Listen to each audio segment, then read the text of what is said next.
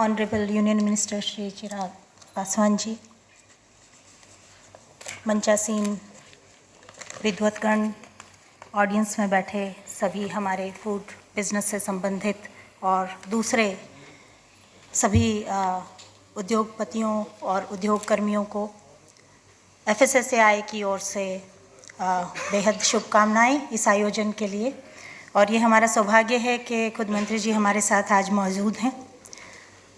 मेरा ये सौभाग्य है कि food safety and standards authority of India, जो कि कस्टोडियन है इस बात के लिए कि हमारे देश का भोजन हर प्लेट में जो जाता है सुरक्षित जाए, आज उसे रिप्रेजेंट करने का यहाँ सौभाग्य है। और उसके जो कई हमने रीसेंट रिफॉर्म्स किए हैं और एक्टिव प्रयास किए हैं कि हर वो स्कीम जो भारत सरकार लेके आ रही है, चाहे वो MOFPI के माध्यम से आ रही है, MOEFCC के माध्यम से आ रही है, FSSAI को सिर्फ हमारा ही काम नहीं करना है, हमें इंश्योर करना है कि होल ऑफ गवर्नमेंट अप्रोच में हम काम करें और ये सभी के सभी स्कीम जो हैं वो सक्सेसफुल साबित हों।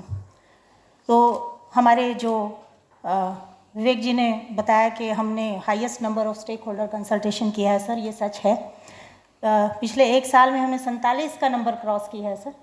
सेक्टोरल कंसल्टेशंस हमने किए हैं, नेशनल कंसल्टेशंस हमने किए हैं, बहुत शिकायतें हुई हैं, बहुत गालियाँ खाई हैं, और अगर घर में बात नहीं होगी तो कहाँ होगी। तो हमें गर्व है, हम सुनना चाहेंगे और बड़ी दिशा मिली है हमें सर। अगर इंडस्ट्री इस तरीके से आके हमसे बात करती है, हमारे कंज्यूमर्स आके बात करते हैं, हमें कहते हैं कि आप अपना ये जो कानून है यहाँ बदलाव कीजिए, इसे समयानुसार बनाइए, समयानुकूल बनाइए, तो ये सब चीज़ें हमारे लिए बड़ी कारगर हुई हैं और हम बड़ी तेज़ी के साथ बदलाव लेके आ रहे हैं। कुछ रिफॉर्म्स तो अभी कल ही आए हैं, लाइसेंसिंग सिस्टम में आए हैं।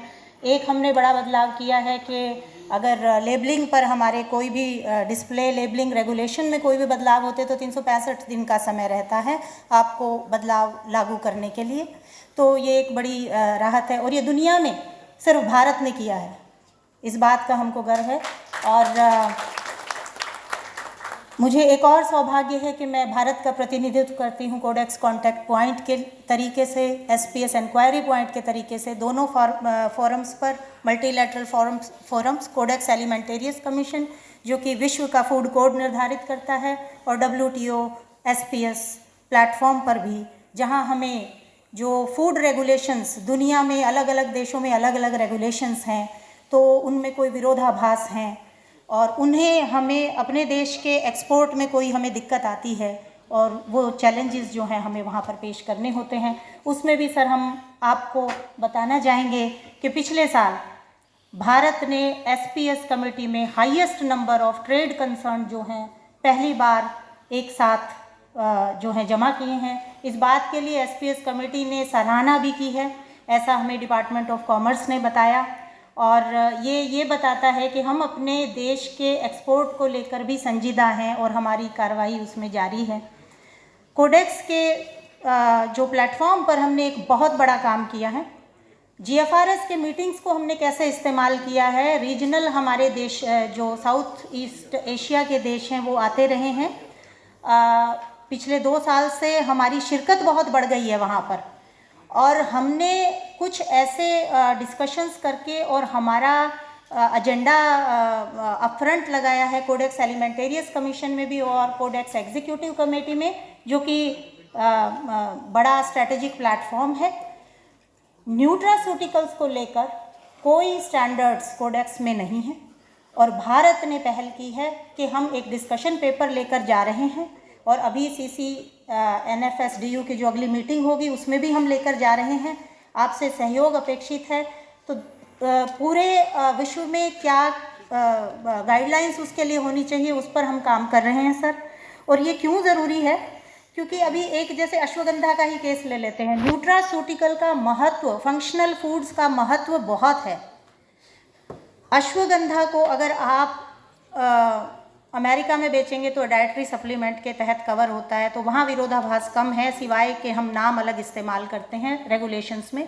लेकिन अगर आप ऑस्ट्रेलिया में प्रोडक्ट बेचना चाहेंगे तो वहाँ पर जो है उसका नाम ड्रग में शामिल हो जाता है क्योंकि टीजीए इसे वहीं लेता है। और इस तरीके की जो ये दिक्कतें हैं, इनको समाधान करने का तरीका यही है कि हम कोडेक्स में जो है एक गाइडलाइंस का एक फॉर्मेट लेके आएँ। और एक जो हम एक्नॉलेज करना चाहेंगे, बहुत सारे नए प्रोडक्ट अप्रूवल के हमारे पास केसेस आते हैं। इंडस्ट्री को हमसे शिकायत रहती है कि हम जल्दी अप्रूवल नहीं देते हैं। नाट्य शास्त्र में एक बड़ा सुंदर श्लोक है जिसका मोटे तौर पर अर्थ ये, पहली लाइन मैं नहीं दोहराती, लेकिन दूसरी है कि जहाँ मन है भाव वहाँ है, और जहाँ भाव है वहाँ रस है। तो ये सिस्टम्स अप्रोच की बात की है कि यानी सारे एलिमेंट्स जब एक जगह आते हैं तो फाइनल जो इम्पैक्ट है वो आता है। तो वो नृत्य के संदर्भ में है, ये भोजन के संदर्भ में भी वही बात आती है कि अगर भोजन का असर हमें चाहिए तो वहाँ ट्रस्ट होना बड़ा ज़रूरी है। अगर हमें भोजन पर ट्रस्ट नहीं है तो मुश्किल होगी कि वो असर आए हम पर। ट्रस्ट के पीछे विज्ञान होना बड़ा ज़रूरी है। तो वही एक काम है जिसकी जिम्मेवारी हमें दी गई है साइंस एंड स्टैंडर्ड्स को। तो बहुत सारे एप्लीकेशंस में हमें ऐसे मुद्दे नज़र आ रहे हैं जहाँ पर एविडेंस की कमी है, और प्रोबायोटिक्स एक ऐसा सेगमेंट है जिसमें हाईएस्ट पोटेंशियल है और उसे हमें सबको कलेक्टिवली देखना होगा। तो मंत्री जी हैं तो मेरी एक ये भी गुजारिश रहेगी कि हमारे यहाँ 32 रिपोजिटरीज़ हैं इस देश में, माइक्रोबियल टाइप कल्चर कलेक्शंस के लिए भी हैं। तो वहाँ हमारे जो अपने सर्टिफाइड रेफरेंस मटेरियल हैं माइक्रोब्स के, वो अगर बनते हैं और हमारे सभी फूड बिजनेस ऑपरेटर्स के पास पहुँचते हैं तो हम बहुत बड़ा एक जो इम्पोर्ट डिपेंडेंट सेगमेंट है उसको कर्टेल कर पाएंगे, और भारत के लिए फूड सेफ्टी स्टैंडर्ड्स अथॉरिटी के लिए एक बहुत बड़ी चीज़ हो जाएगी। जो रिस्क असेसमेंट हम अब करने में असमर्थ होते हैं, उस तरीके की बहुत सारी चीज़ें शुरू हो सकती हैं। तो इसके साथ ही मैं धन्यवाद करना चाहूँगी, और आप सब लोगों का आज हमारी एक स्टेक होल्डर मीटिंग चल रही है, उसमें भी स्वागत है इस प्रोग्राम के बाद में। धन्यवाद।